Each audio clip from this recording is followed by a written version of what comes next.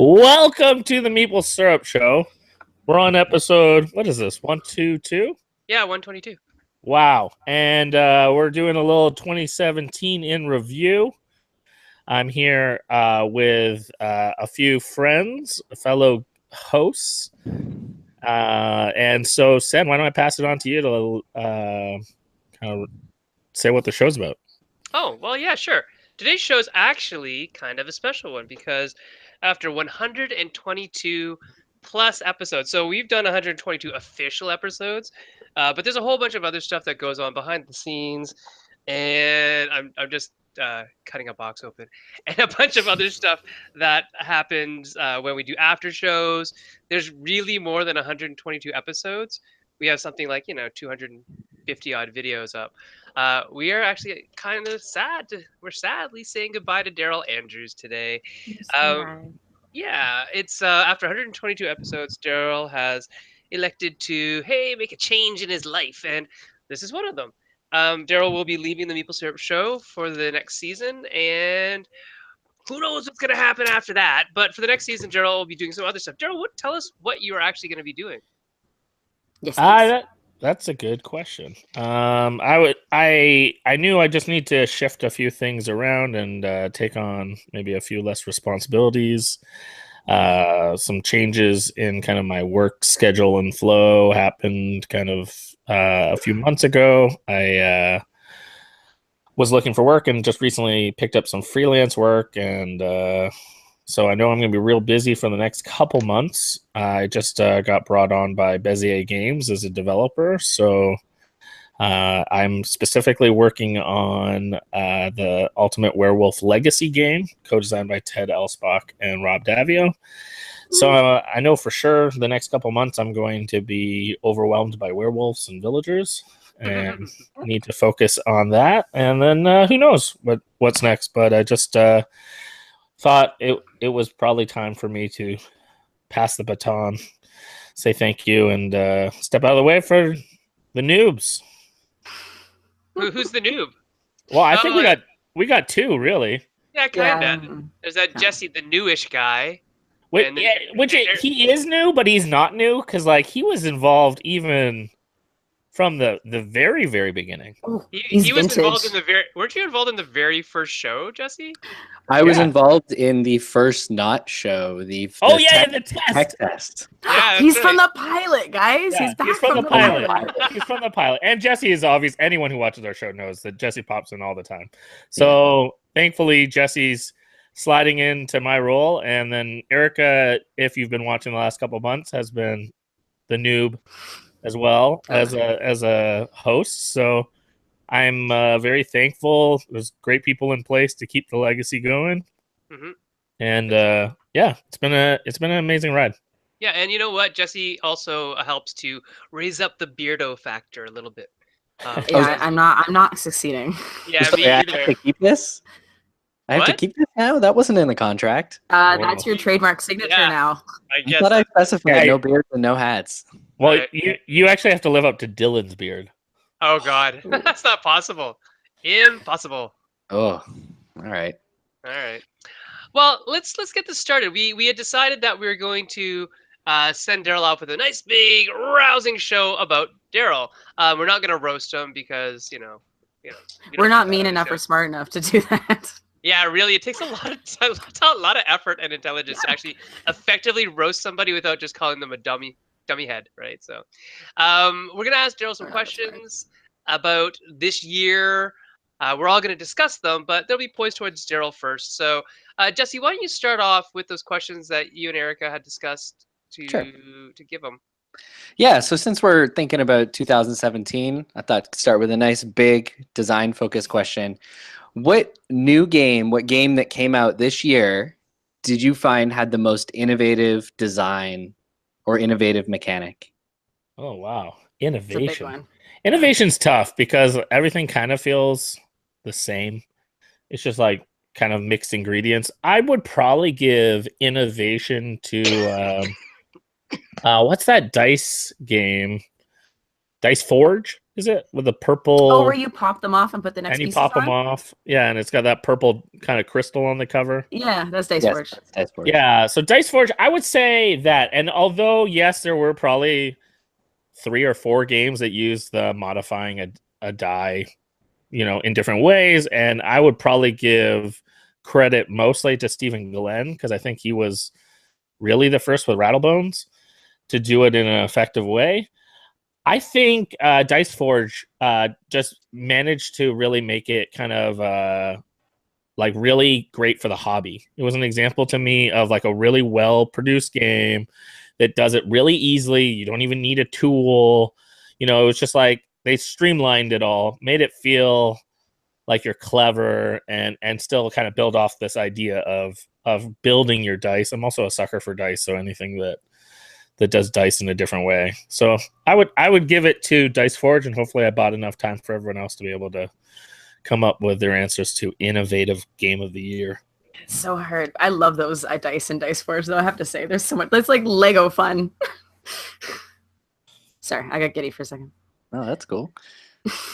What was your most innovative game or mechanic that Yeah, you you played? don't. My brain is not ready for that question. You go ahead. Pretty heavy question. So it's it might be a weird one if you know me for me to say this, but actually at least so the game that's gotten my sort of design juices flowing the most at the very least, and I think actually did something very different in the market, is actually Gloomhaven. A game that I like to complain and whine about a lot. But most of that comes from the fact that I was let down by what I saw as like severely untapped potential in that product. But like it put out this massive campaign game. It's a dungeon crawl game that's got very, very like core Euro elements. And even me, someone who's highly critical of the game, I played 36 games of it before I sold. Wow. So 37. That's insane. yeah, That's it lived on my commitment. kitchen table for 2 months. So because one of the big problems with it is that it takes an hour to pack up, and to unpack. So we just left it unpacked all the time. But still, I mean, I think Gloomhaven did something really different, and it's worth at least thinking about. So I have another answer Ooh, Go. more that I answers. thought of. I don't know if it's totally revolutionary or in any regard, but I thought it was very innovative, and that was a Magic Maze. I'm not a co-op fan, but I thought it addressed the co-op question in another unique way, in that you're all working together, but communication is a real barrier. And I thought that was really fascinating that everyone had kind of like one direction. There was a lot of perspective games that came out this year, but I think I think Magic Maze was one of the examples of a game that came up with a really interesting system that you can work through. You can expand like crazy, have lots of different experiences, but yeah, that was another one that I thought was really innovative for the year, and it kind of stood out as like my exception rule to co-op games. Yeah, because Daryl's not the biggest fan of those. I don't like working with people. I want to beat them. That's fair. That's fair. That's what you want to do in a game. I'm just looking through lists right now to see which one I'm like, oh my god, that one. Sen, are you talking? Oh, does Mike go out again? Yes, Okay, I turned it off because I was coughing. So I don't even have to look at a list, Erica. I just have to look at Daryl's shelf. And I see the one that I thought was really well done this year. And it's actually one of Daryl's. It's Shopping Time. Sagrada. No. Oh, Shopping Time. Sagrada is, just game of the year on some people's list. That's not innovative. That's nothing. That's nothing. No. But I actually think Shopping Time did a really good job of app integration and using it in a way that isn't just like a DM for the game. Shopping Time, if you don't know, Daryl made Shopping Time, and it is a game where you're going around basically like scanning barcodes on grocery items. And the idea is that you're trying to, in some variants of it anyways, trying to get below a threshold, but be the closest to it, that kind of thing. So as you're shopping, you have a budget, that kind of stuff. And it's a really, really cool game because of how it uses app integration in a way that makes it part of the game instead of seeming kind of secondary, or it's just driving the game when a book could have done the same thing. There's nothing else that could do this in the same way without being ridiculously clumsy and like a bunch of lookup tables. That would be no fun. So I think Daryl, you did a great job on making that one really count in terms of why you need to have an app with it. Yeah, thank you. I mean, Awesome. the real credit when it comes to the app integration has to go to Eric Raoult. He did an incredible job of the app, and has a zombie slam as well. So Yeah, he did jobbing stuff for us, so it's good. so I mean, he's almost scratching out a bit of a niche for himself beyond designing games. He's also finding ways to help come alongside good games and figure out apps and app integration. So Cool.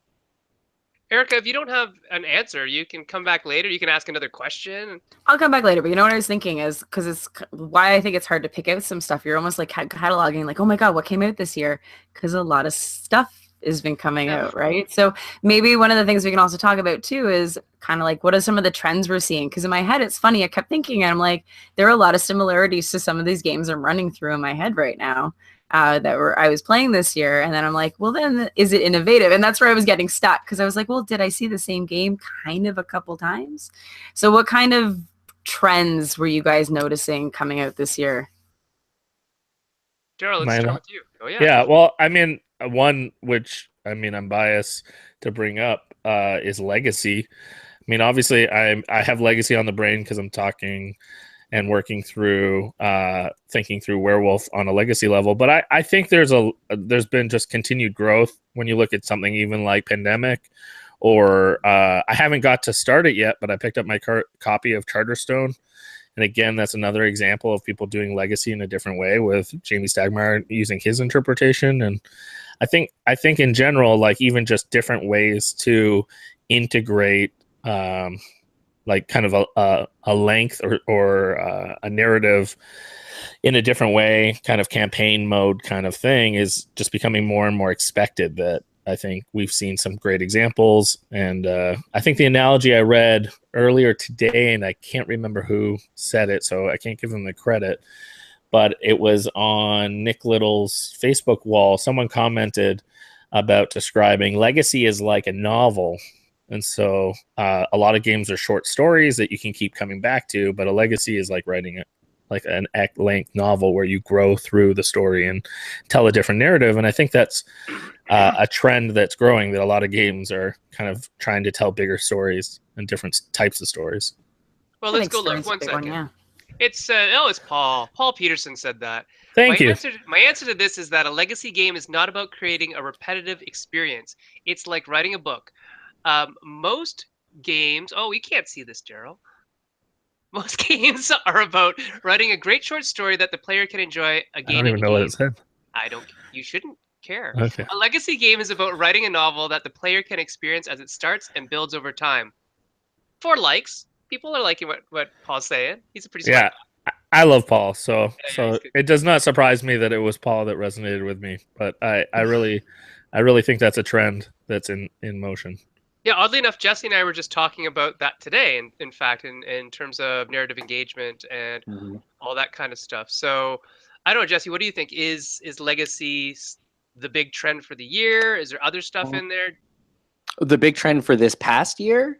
I think this year is the year where the sort of seed of legacy games has started to sprout, but it's not the peak, because we're only just starting to see people who are not Rob Daviau putting out legacy games, right? I think that's your next year too. But next year, there's already a few things that are lining up that I've become aware of legacy or legacy styled games, and I'm sure the year after that we'll have even more, because these things have a slow cook time. And so it's going to be a little while before we've hit peak legacy. The big thing that actually jumped out at me this year, which has also sort of raised some questions for me, is actually abstract games. The more I thought about it, I was looking at lists of top 10s, top 50s, and a number of games kept coming up, and it occurred to me that they're not my kind of game, and so I didn't pay attention to them. And most of the reason for that is because they're very much abstract styled games, but they don't look like mean like Azul and I would say like number 9. Azul, Flavalas. Santorini even. Santorini, photosynthesis. I mean, even they're pretty at Sagrada. least. Yeah. Yeah, and that's the thing, right? There's all of these abstract games that have been doing effectively abstract games that have been doing really, really well.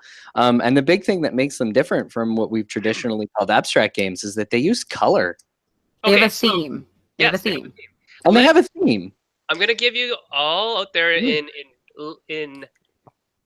Meeple syrup land, whatever we want to call it, a really big heads up right now is exactly. Oh, this is my crease knife, by the way, for creasing paper. He's gonna stab people if you don't listen. Yeah, no. A big heads up right now is that is what the industry at certain ends of it are looking for.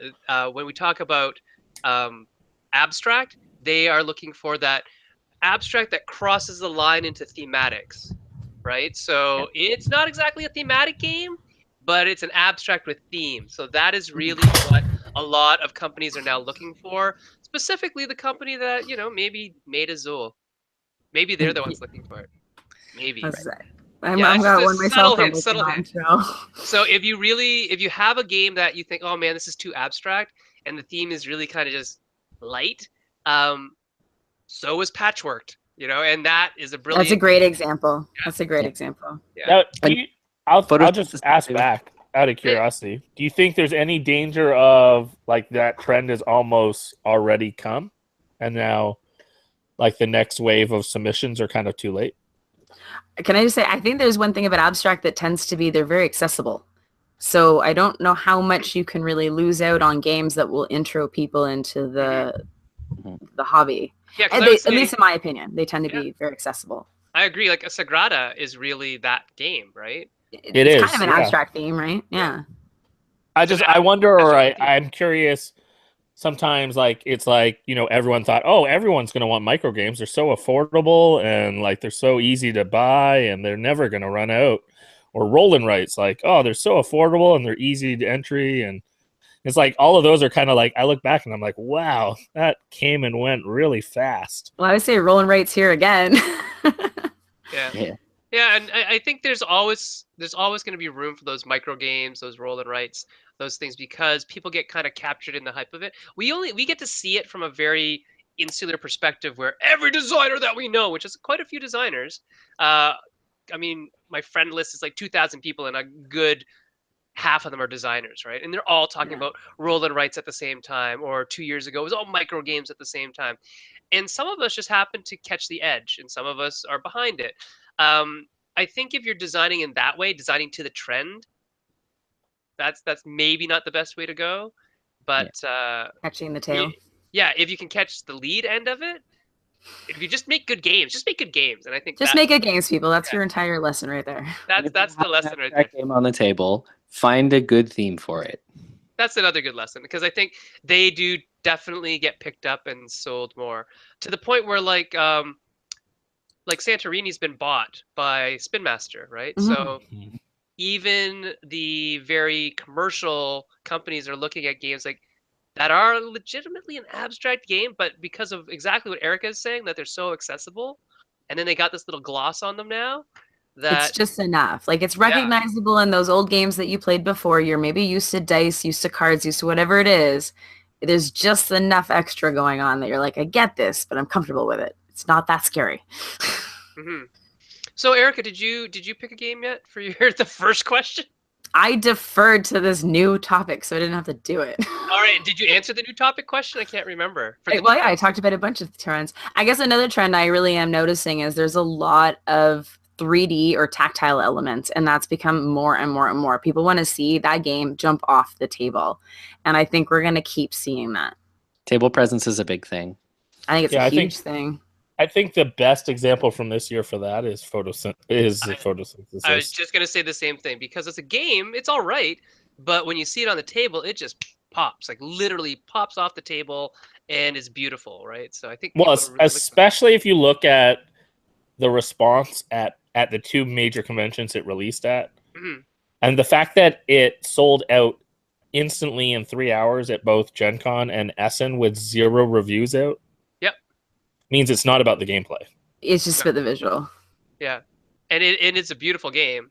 It is, but it's definitely got that table presence. And like Jesse was saying, I think that's huge. My trend for the year is actually, I think, I think we're really on the leading edge of really good licensed games. And again, you know, looking at Daryl's Could be. shop, I see some that I've done. I've seen some that Daryl's done. Um, and I know that more and more we're going to get really good designers behind really powerful licenses now that that kind of gestalt of everybody plays board games is a thing. So that's kind of what I saw this year. Is there's more and more um, designer, like brand name designers, I guess, designing IP licensed games that weren't immediately put on the that must suck list. And weren't Fantasy Flight, because Fantasy Flight's been doing that kind of thing with their specific little IPs for a while. Sure. Yeah. I know what you mean, Sen. It's more like we totally grew up during, like, if you grew up in the 60s, 70s, like 80s, 90s, whatever it is, if it had a license on it, it was probably cheesy, one-off. Like, we were kind of trained not to take them seriously. But I think you're right. There's a huge turn in kind of what's been going on with IP games, and that you can trust them as games. Like, do you know what I mean? I'm sure everyone's been burned by some sort of licensed game at some point in their life, if not multiple times, especially as kids. Yeah, I would push and say that I would say this is another example, like the legacy thing, of like this is maybe more the seed. We're starting to see it, but I think it's probably even much more to come. I still think that we're kind of fighting, and I feel bad using them as an example, but I still think we're kind of fighting the cryptozoic kind of effect. Sure, and of like people still assuming like, okay, it's getting better, but it was still not 100% devved and not 100% like given the love and respect that it needs. And a lot of people need more time and breathing space to really make these great licensed games. And I think it's getting more and more interest, and like people are more and more willing to give that the time. I think something even as simple as I got to play Civilization last night, Sid Meier's newest one, with Fantasy Flight. And that game was exceptional, but I know that they've worked on it a long time to really, nuance and develop it. And they released it a long time ago, and this is kind of like their second crack at it. And I think we're only going to get a lot better when it comes to licensed games. Even there's some examples now, and I think like more companies are going to do it instead of just the companies that we know and expect licenses from.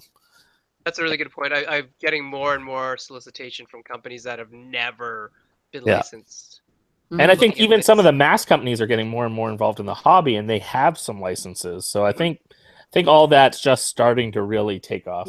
There's a lot of room there for things to happen. So what other trends do we see, or what do we want to talk about now?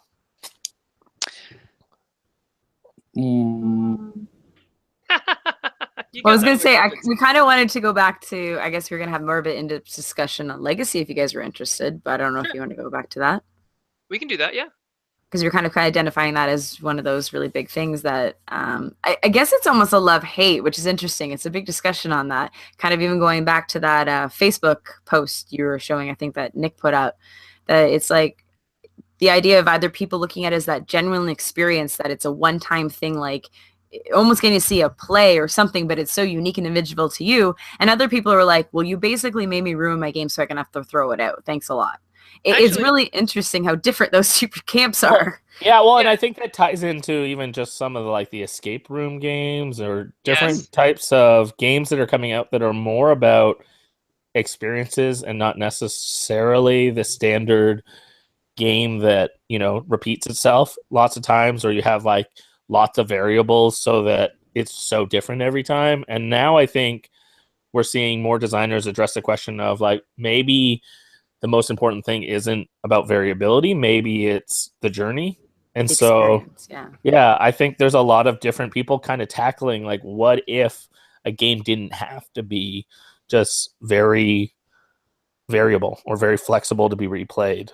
And then that brings up new ideas.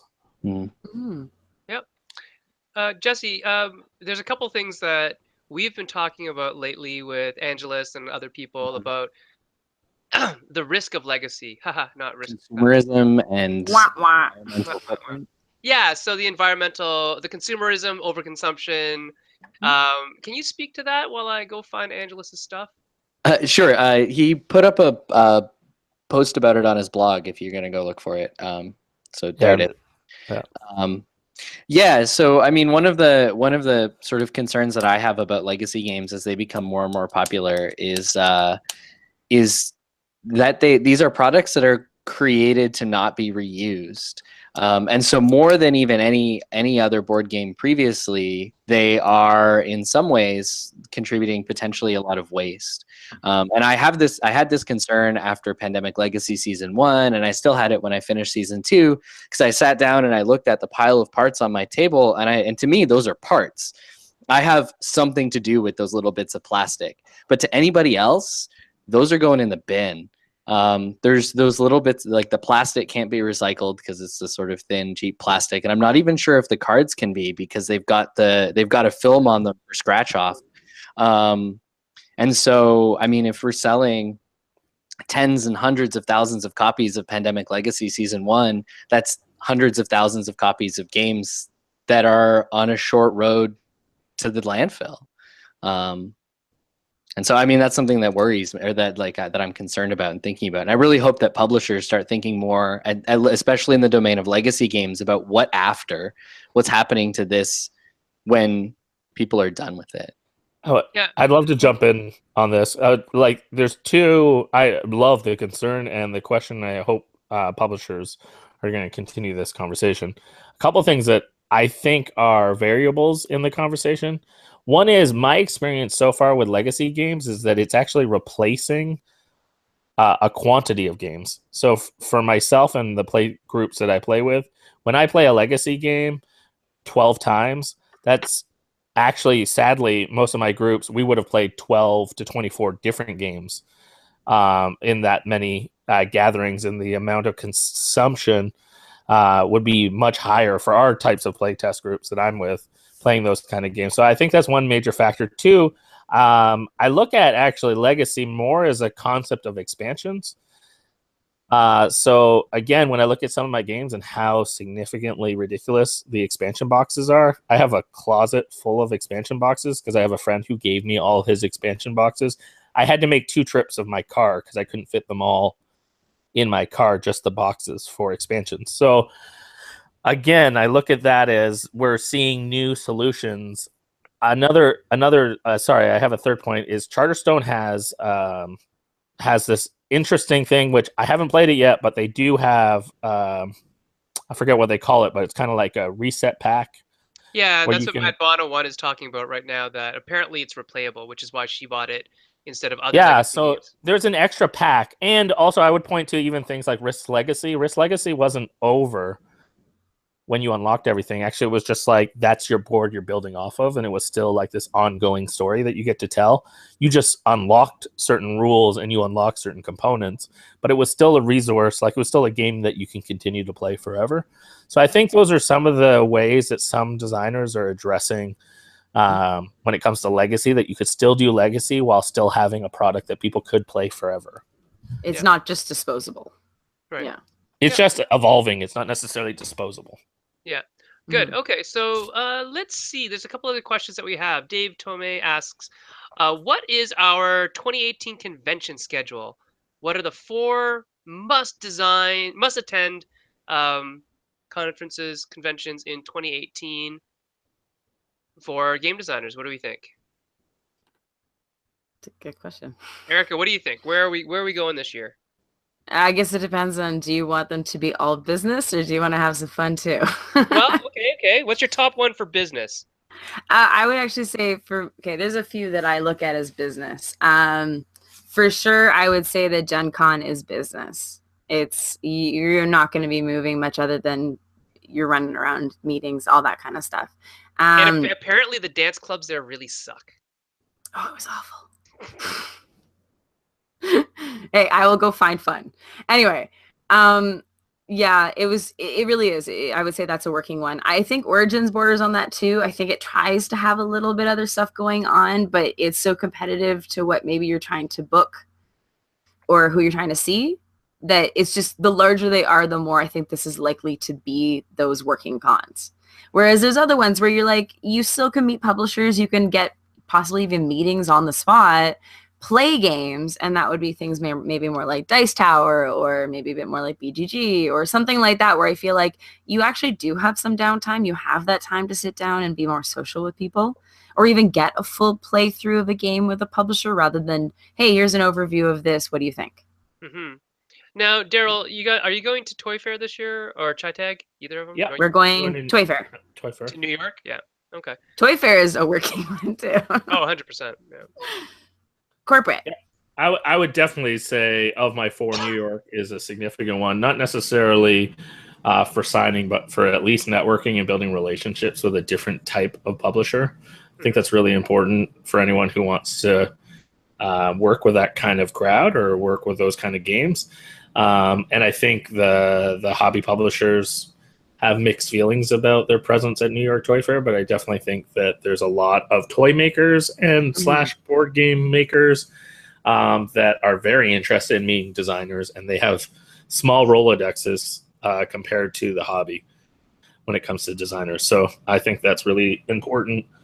Obviously, you've heard it on our show many times, but gathering, in my opinion, is by far the most important convention. I'm sorry to anyone who can't go. I didn't want to be the one who said it. that is by far the number one for me. I would say actually my number 2 is Origins.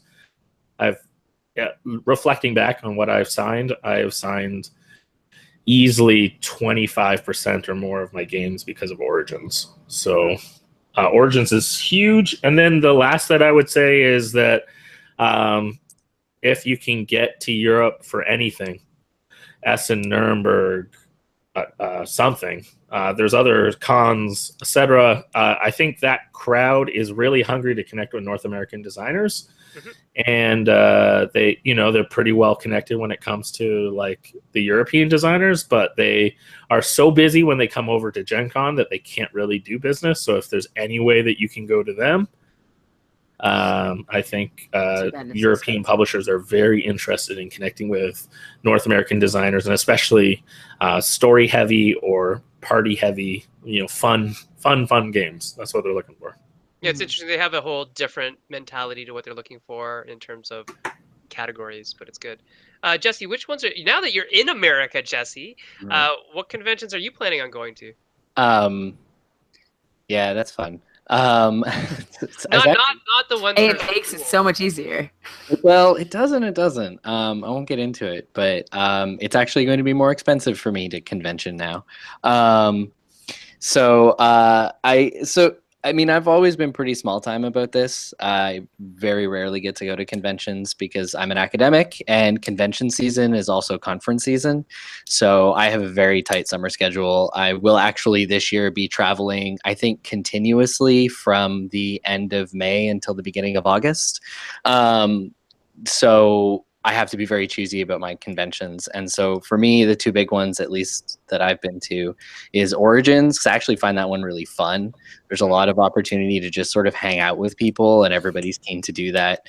You do a little business if it comes up. But and then the other one is Gen Con, because last 2 Gen Cons I've been to have been phenomenally successful for me, and it's just a great time to meet with publishers, sit down, show games, because that's what they're expecting from you.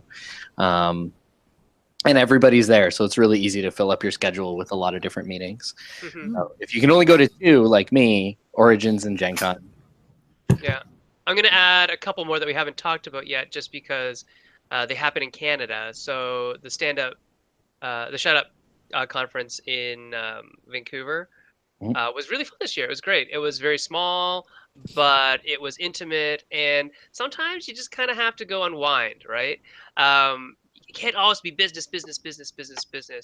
I think there's got to be some conventions for fun. Definitely one that most of us will be at will be the board game base camp that Daryl throws in January. The family's really looking forward to that. I gotta, go see if we have sheets that fit the bed. It'll be awesome. We'll have fun. So definitely get out there, and it doesn't have to be an industry heavy convention for you to get something out of that. If you're a designer, you can go out and play test you can go meet new people, and that's always good too. The more people who know your name, know your face, know your product, the better off things are going to be when it comes to, you know, that inevitable Kickstarter campaign or whatever you need to rely on social networking for. So there's that. I mean, Any it other might questions about that? Yeah, sorry, Jess, go. off on that comment that you just made about little conventions and stuff. It may be a side effect of the area I'm in now. I'm in San Francisco Bay Area, which has a pretty rich design community.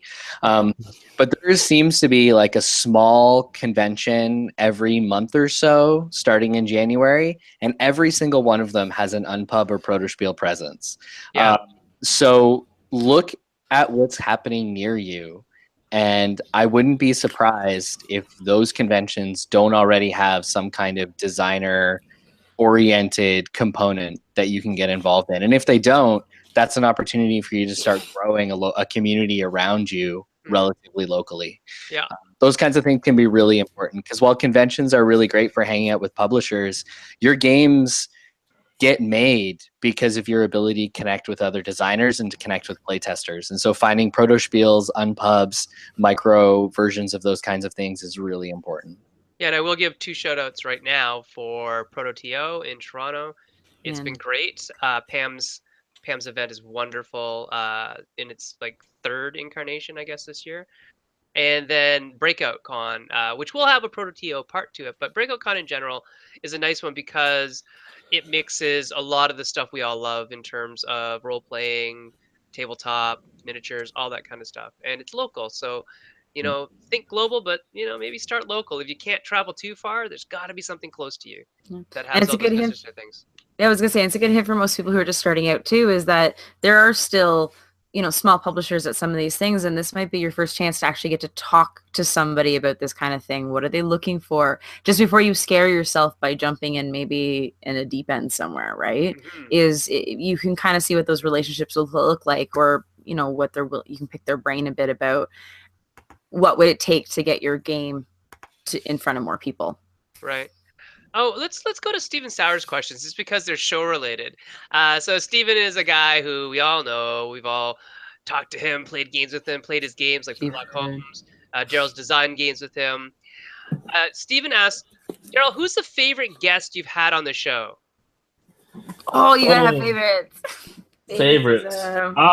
I'll mention actually a few designers that I'm just in awe of that we actually have gotten over the years. I think it's amazing. I was just thinking back. There's people like we got to do an interview with Ignacy, or we got to do an interview with Vlada. We got to do interviews with Bruno Cathala, Bruno Faduti, anything from, you know, Eric Lang being a regular person on our show. Friedman Fries has been on the show.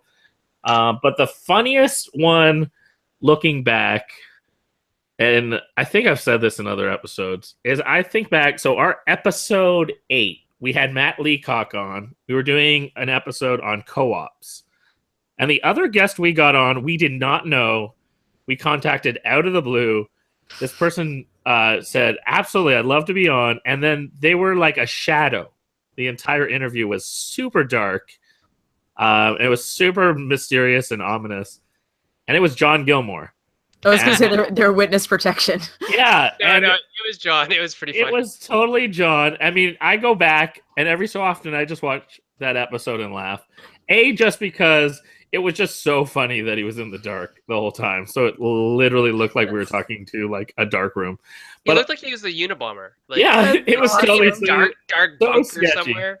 He was so brilliant too, and it was funny because I actually like felt worried because of booking Leacock and thinking like, here is like a monster of the industry, someone that is not only an incredible designer but very articulate, can talk through his process and really interact on a way that I'm often inspired and challenged by. And then John just held his own, and it was wonderful in a dark room.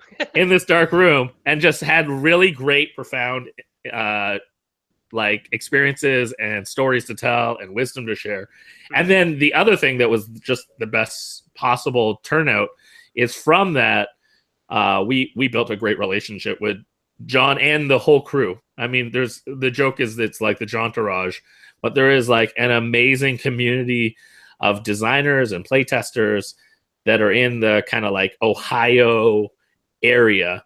The that- Northwest. Yeah, Northwest Ohio. that Sen and I even got invited to go down there, and we stayed overnight and played games with them, and just long story short, some really meaningful relationships grew out of just That's an where we first episode played that we just Dinosaur booked Island.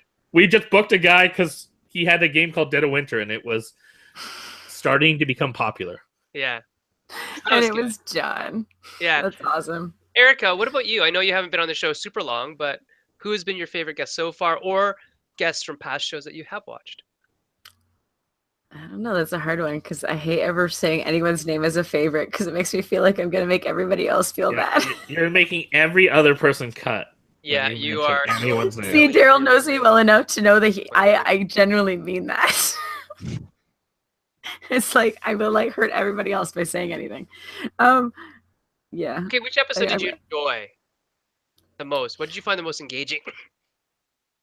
Based on what we were on or just in general? Like, I mean, in general, I always loved it when you guys talked anything design, like anything that would be talking about like component breakdowns or, you know, what you thought about a game or things like that. Like, I loved hearing really when you think about a game that you're really very excited about or something you're really interested in, getting creative about it. Those are always my favorite moments, is when people start getting inspired and creative by things. Mm-hmm. In terms of the stuff we've been doing recently, what I think has been really interesting overall is just looking at all the things in general that people kind of overcome either through the industry or like by the industry or something like that. The idea that, you know, there's such a diversity out there and that we really kind of, I guess, forget what that really means. Mm-hmm. Cool. Jess, what about you? What guests have you enjoyed on the show? I believe it was this summer, episode 109. Daryl, Dylan pulled in an all-star cast with Elizabeth Lepensi, Alan Turner, and Jason Lewis, and I got to be there, a little starstruck at first, but it was an amazing episode. It's one that I actually go back to and listen to again on occasion. I had such a good time, and there was so much interesting knowledge and perspective that came out of that episode. It was awesome. Yeah, and just for some perspective about what the episode was about, it was about Indigenous game makers. Yeah. And, you know, how can we use that knowledge? How can we bring that into game making in general? Mm-hmm. So that was a really cool one. It's funny. I always quote people from old shows. And so I'm just going to say the two that I most often quote are Michael Coe from Gamelin Games. He said this one thing that just, you know, mic drop, blew my mind type thing, which is it was actually, I think, something had happened with one of his Kickstarters. Something has not been going great with one of the Kickstarters. He'd been getting a lot of flack online for it. I said, how do you deal with that? He goes, Sen, you know what? Every time a person complains, that's just an opportunity for me to show them how great a company Gamelin is. It's like, oh my God, you're right. Why do we think so negatively? Why do we react so negatively? Anyways, so that was one of them. And then Kevin Wilson, of course, is one of my favorite human beings in the world. We talk late night quite a bit because he's up to all hours like I am. And if you haven't got Kevin Wilson's last like 12 Christmas games, try to get a hold of his Christmas games. They're hilarious little games that he makes to give out as Christmas presents to people. Anyways, one thing that Kevin taught me early on, which was really important because I work a lot in licensed games, is that, hey, don't let the IP be a stop sign. Let it be a goal guidepost to you. And that really stuck with me. So those are two of the favorite guests that I've had in the past. And this is another one. Oh my God, here's a guy who has definitely been one of our favorite guests in the past, Nate Murray. What's going on, buddy? You need to turn your mic on. Your mic. Oh, he's on the wrong laptop, I bet you.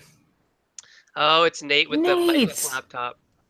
I know this experience because while he switches, I'm going to give a little plug of a little side project that I am doing with Nate while he tries to figure out computers.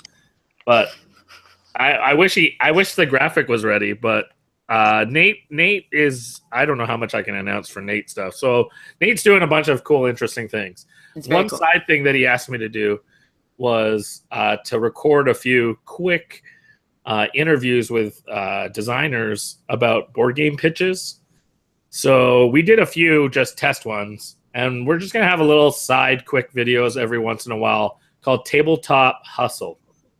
And any designers out there, if you'd love talking about or growing kind of your pitch, how you pitch games, your experiences, if you have a funny story or a suggestion that you want to give, contact Nate or myself. We're just doing this little kind of like side thing of interviewing people, and we've already taped a few. They're just really quick. Yeah, so I'll give a plug to that. I don't know what else I can tell about what new things Nate is up to. Well, Nate will come back. I was gonna say, we'll wait for Nate. What's the name of that, Daryl? Yeah, Tabletop Hustle.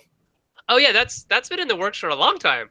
Yeah, it was a long time ago that we talked about just doing it on the side, and yeah, it's really small. Like it's not really a regular thing. It's just actually Nate's doing a whole bunch of things and needs just like a variety of content. And because Nate and I think a year ago started that conversation, so I'm sure we'll have each of you three on and anyone else. But it's just like a quick record, share a story. Kind of thing, and Nate will probably be rolling them out in the new year. I know he just hired some artists to do a logo or graphic. So cool. So Matt Bona brought up JR Honeycutt as one of her favorite guests, I guess, of the last year. Perhaps, as Jesse said, because of the Dice Tower critique episode where JR just kind of unleashed the beast. And it's funny. We need a highlight reel right now where it just has all these things looped together. It's pretty funny. JR's pretty funny, but it's kind of funny that I mean, the rest of the industry is not exactly happy with what Tom's been saying lately. So it's interesting that I will reflect back too on that episode and that experience. It was interesting because we kind of did the same thing that they did. We did a little bit of like clickbait back of like that was sort of the point. and it was interesting the response that we got. And in general, I just actually want to say a thanks and a shout out to designers. Our community is pretty loyal and pretty awesome in that regard. So it was pretty fun to go to Origins where so many designers were like, "Thank you." And I'm not saying that everything we said was right or appropriate, but it was definitely with the heart and the intention of standing up for designers.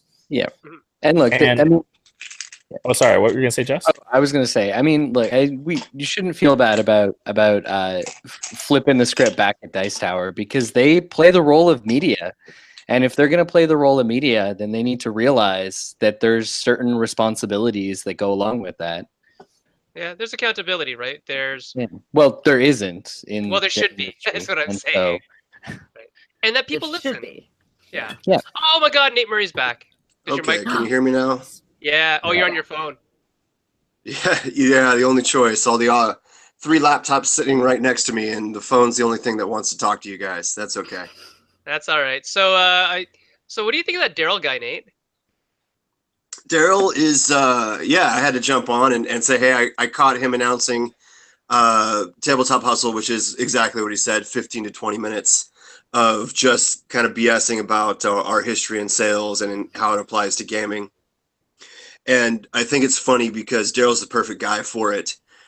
He's the most opportunistic guy I know besides myself. And so he and I together is great. And I heard him be cagey about some other announcements I'll have soon. But funnily, I have business with all you guys right now, all 4 of you. And so in the past, I was a publisher, and currently I'm getting ready to once again be one.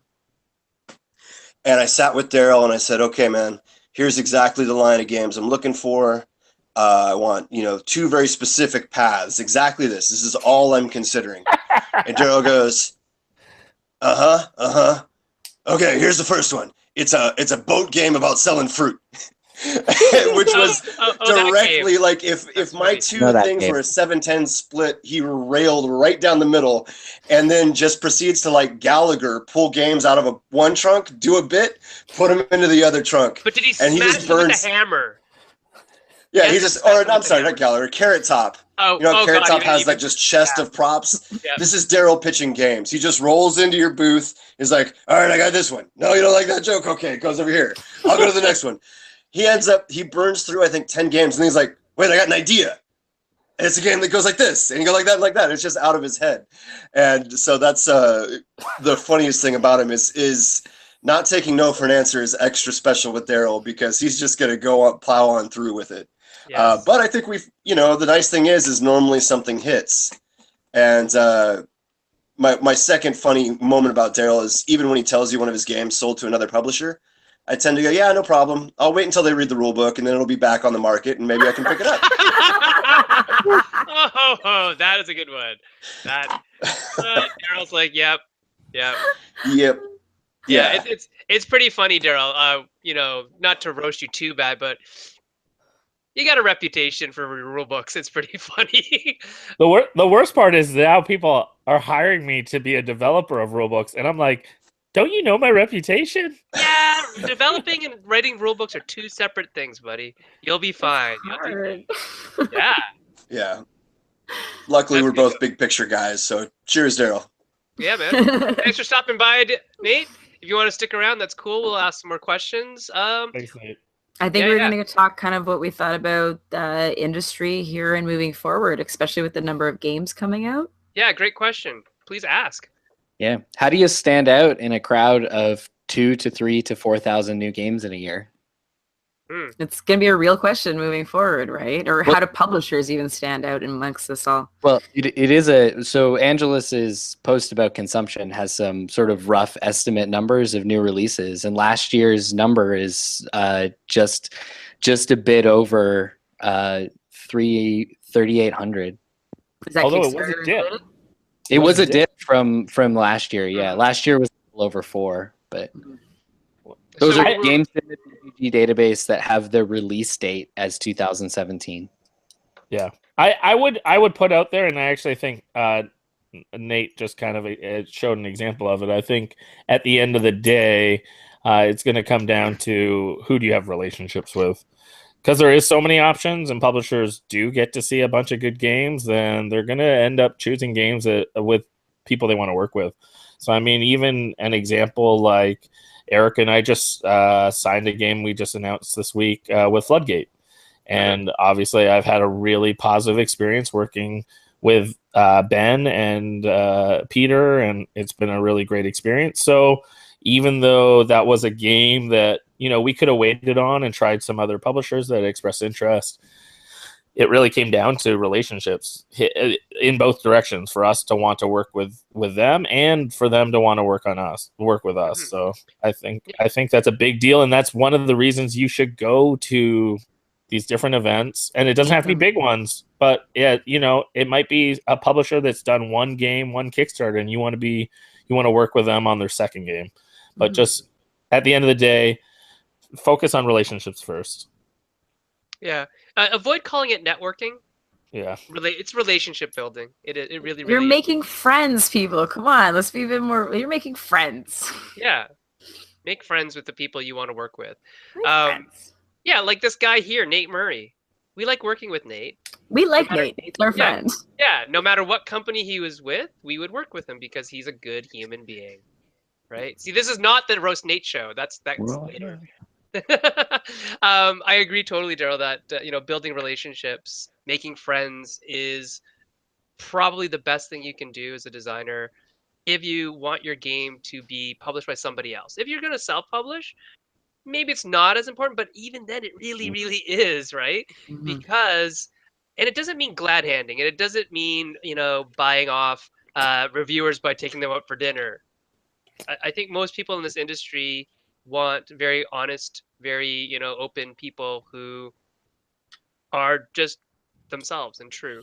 I hope anyways. I think that's what I see in the industry in terms of that. But how you stand out? How do you stand out from another person product-wise is different than how you sell a game. So I'm gonna answer the product-wise thing, and I think this is probably gonna be the year of table presence. Or, I think we're going to see a lot more of that where it's like, oh, that game looks amazing on the table. Whether it's, cool mini or not style with lots of resin and plastic, whether it's, artists. Mysterium. Investing even just in like the best artists. Better art, like, hiring Dutray to do a cover for something, it's worth it in a lot of ways, because like we were talking about photosynthesis selling out without any reviews and very few plays. It was like, oh, that game looks pretty, I want that. And it's that's what's going to sell in a lot of places. We are such visual animals, right? So that's what I think is a one way to differentiate yourself in terms of product, is that big presence, whether it's art, whether it's actual componentry. I think that's a good way to do it. Nate, do you have any thoughts? Nate, do you have any mic? Can you not hear me again? No, Hey, go you're ahead. back. You're good. So I approach this from the publishing side instead of the designer side. And I'd say where publishing is going is to really big companies and really boutique companies. And so you need to figure out which one you're going to be and just go all in on that, and don't try to play down the middle. Just know, okay, there's no shelf space left in board game shops. That doesn't exist anymore. So can you be a game that stays in stock enough that Barnes and Nobles know they can pick up 10K, or now that they've quit, Target knows they can always have 20K and they're not out of stock for a month? Okay, then go that path. If you're always with your consumer, always be with your consumer. But you can't straddle the line anymore. You're going to have to go a direction and just go all in on it. So make your bet and do that, because that's where it's going to go. It's going to separate completely here as we move into the next year or two with rooftop shrinking. Those guys are, Target can't afford to have your cute game be out of print. It needs constant stock. So it's going to go to deep pocket companies. If you're not that company, figure out how to engage your customers constantly. And I think Zayas said it really well in the comments section. If you're on Kickstarter in 2018, narrative Kickstarters, look at Certifiable Studios as the best example for a company that I don't know why they make so much money on Kickstarter, but it's pure flavor. I'm glad you said that. That's not a dig to them. It's just they're selling pure flavor. They have no track record, but they have dialed in. They've hit their finger on some kind of button that their sauce is special. And it's just the way they present their package. So they trust themselves to do it. That's cool. Jessey, from a design perspective, what do you think makes people stand out, or the product stand out? So I'm gonna say, at least, and this maybe, I don't know. I think you've already talked about table presence. I think that's a really big thing. And the other thing that at least a space I see that designers could start filling in this industry is actually telling engaging stories. Let's stop seeing stories as reading text off of cards or out of books, and realize that storytelling is about emotional engagement, and find ways to bring those emotions through the play experience. If you can do that, if you can crack that, you will have a game that will succeed in the hobby and in the hobby portion of the industry. Great. And Erica? I was gonna say something similar, because I was gonna say, thinking about what everybody was really loving about Near and Far this year is very much kind of that baby steps into RPGing. It's like somebody wants to find that beautiful middle ground where you don't have to be making up the complete world. Some part of it is there for you, but you want to be able to experience it and be somebody in it. And I think that it's like that immersion, and that, I mean, I'm a little biased because I love that stuff anyway, but I think that's kind of what people are seeking, because they're seeing more and more stuff like that coming out, where they're trying to give that. It kind of reads right now like choose your own adventure, but I think we can get past that. Yes. Good point. Good point. And on that note, we're going to wrap up the show very shortly, but first I want to go through everybody that's here and get your 2018 pre-New Year's resolution. All right, so we'll start with Nate and we'll end with Daryl. So I'll just go down the line. Nate, what's your 2018 New Year's resolution?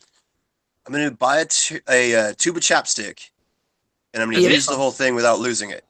That's a good one. That's kind of hard, man. So that's my main goal. But my second one is, I just found out Ninja Warrior is setting up a course in San Diego in March, and I will be doing that too. Yeah, Jessey, you got to go. Go. Jessey, come on down. You and Nate can be bearded, hairy ninja warriors together. It'll be awesome. Let's do it. Please post videos. I will wear a costume with you, Jessey. Okay, Jessey, what's your 2018 New Year's resolution? I'm going to be trying to crack that emotionally engaging narrative thing. So I've got restrictions on what I can design for the next couple of years, so I've decided that I'm going to take on something ridiculous and I'm going to throw myself Okay, at it. well, we've got 3 ridiculous projects on the go, so I know. those I are know. good. Those are good answers. Those are good venues for that kind of thing. Erica, what about you? What's your 2018? Couple things. I would love to learn how to use a 3D printer. That would be pretty Oh, awesome. that's nice and practical. Okay, so next time Mhm. we just have to basically yell at Daniel Rocky Yes, for because I leaving was us supposed to behind. go with him and he went without me. Anyway, I really want to learn how to do that. I guess my other thing is I want to keep up kind of what I've been doing this year is I want to keep tackling games I've never touched that genre or mechanic before. My goal is always to just keep pushing. Good. And mine, before we get to Daryl's, I guess mine is I think I'm going to try to carve out a little more time for my family, which is funny, right? Because normally it's like, hey, it's design more. But I sort of went over the deep end this year with I do a lot of development on the side. And so this year, I think I'm going to try to integrate my family into that, maybe, because my kids are at the age where they can actually give really constructive feedback. So that's my goal, is to spend more time with my family in the art of gaming. Daryl, what is your 2018 resolution? I think, and kind of probably tying it to my stepping down from this, it's kind of all part of it, is probably doing less, but doing well with the few things that I do. So I'll translate that to mean, for instance, I used to be a pretty loud vocalist for designing games 80% of the way and then finding a publisher and then making the rest.